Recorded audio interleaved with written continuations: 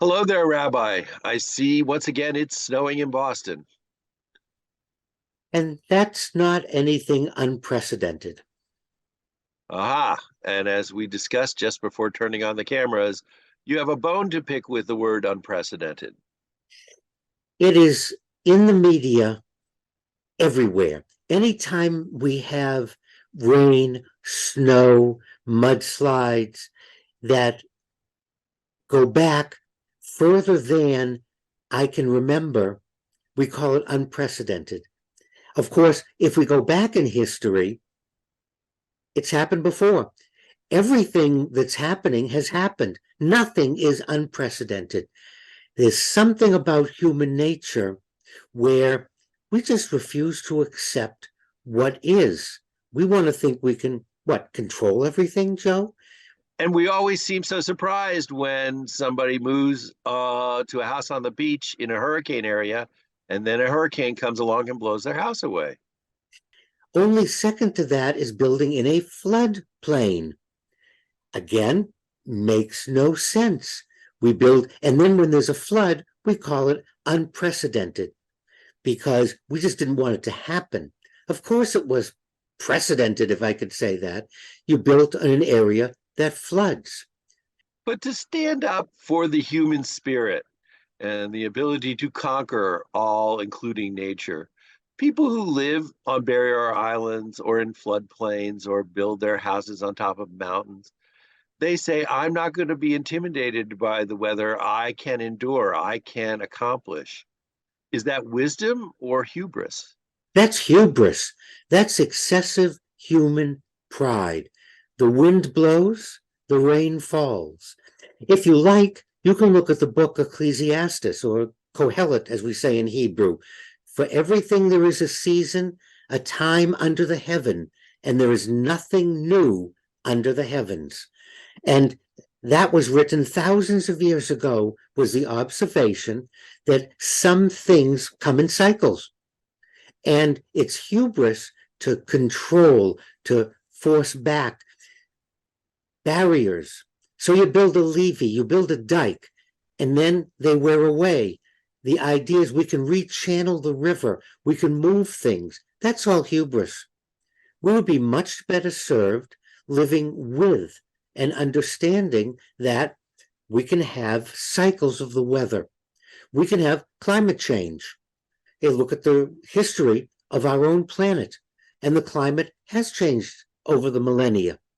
So why are we surprised that it's changing now? The only question is, how much are we contributing to the climate change? That's a legitimate question. There's no question that climate is changing. And this idea that I can stand up to all these things, or I can modify or change, look at where it's leading. There is no good outcome.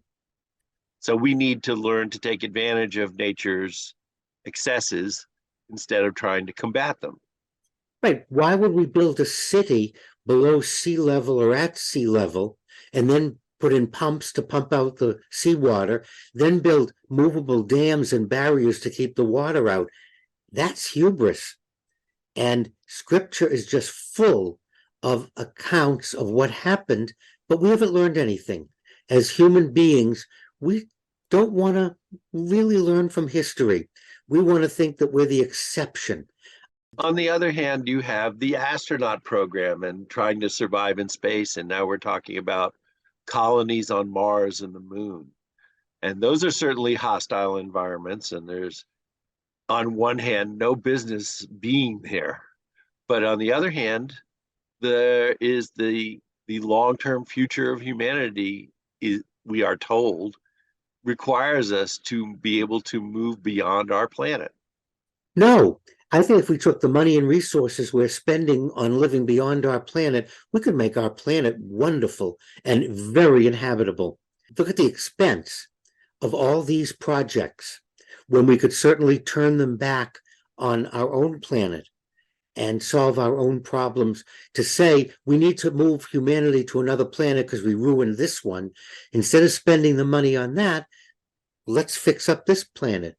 The latest thing I read is the Army Corps of Engineers is blowing up dams because they realized that where they put them, how they channeled the rivers was a mistake.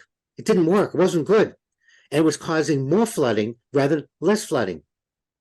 And that's a perfect example of living with and leaving things alone and then watching the patterns. Where does it rain? Where does it snow? Where are the mudslides? Where are the safe places to be? But we're only human, Joe, and we suffer from hubris. Well, I know one person who doesn't suffer from hubris. I always welcome his advice and his wisdom. Thank you as always, Rabbi. And rest assured, I am not going to try some life-risking behaviors just to cheat death or prove that I can survive anything. You're right, Joe. That's not me.